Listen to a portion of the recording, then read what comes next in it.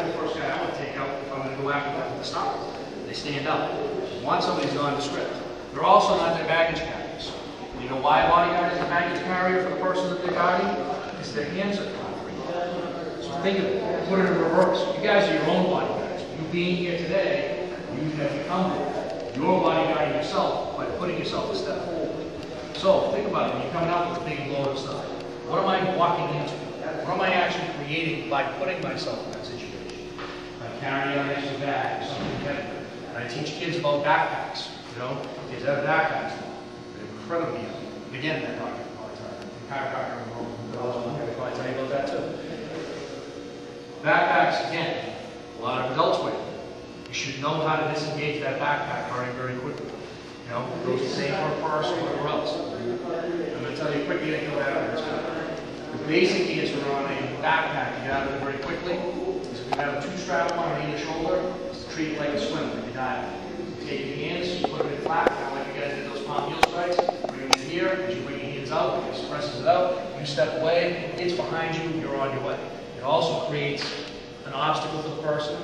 If it drops into your hand, you can throw it at them, throw it in the face, throw it at their feet, whatever you have to do. But basically what you got to remember is there's nothing in that laptop case, there's nothing in that backpack, there's nothing in that person's working on. You know, if that 2 seconds of you struggling and fighting with the person to hold on to that case, you know, when you could have been going, you got to think about it. The other thing is that in a lot of cases, especially now, you don't have one criminal doing it. It's not just the one pickpocket, it's not just the one guy standing by the side. It'll happen, but it's often two people. Now, I have a personal student, so a private student, who's been training in the system of impact solutions for over 2 years now. And I'm proud to say he actually jumped like 2 guys the other day. Now, it sounds like a weird thing to say, I'm proud to say he jumped on him, but because he went home and they won't go to the hospital. Okay? He's a United Airlines pilot. What happened is that for whatever reason, they must think that they're millionaires or something, a lot of these guys are getting jumped. I can tell you the reason why they're getting jumped. They're overworked and they're on layoffs. So what happens?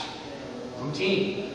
Going to the bar, going to the restaurant, going to the hotel. I'm focused on that. I'm not watching anything else. 8 months prior to this particular incident, one of his other friends got jumped and he woke up in the hospital. So my student would come out from the mall, believe it or not, in the high crime area, Denver, Colorado. We all know that's right, high crime area. It's right up there to Compton, Watts, New York City. Yeah, big place, you know. 2 guys are standing off to the side. As he approached them, there was no other way for him to walk, otherwise he had to pass them. So at this point, to get him out, he would have taken it. Because why go to that situation if he can't? So he had to go past them. As he passed the first person, that person bent down with a cigarette. Didn't say anything, didn't do anything, just bent down with a cigarette. The student had a laptop case in his left hand. Okay? As he walked past him, the other guy asked him if he had $2 for rent. What's kind of funny is in a lot of cases where people have been accosted lately, it's $2. I don't know what it's amazing, it's $2. $2 for rent, I don't know where he's renting from because that's a pretty good deal. He said no, at which point the guy was crouching and grabbed his laptop case.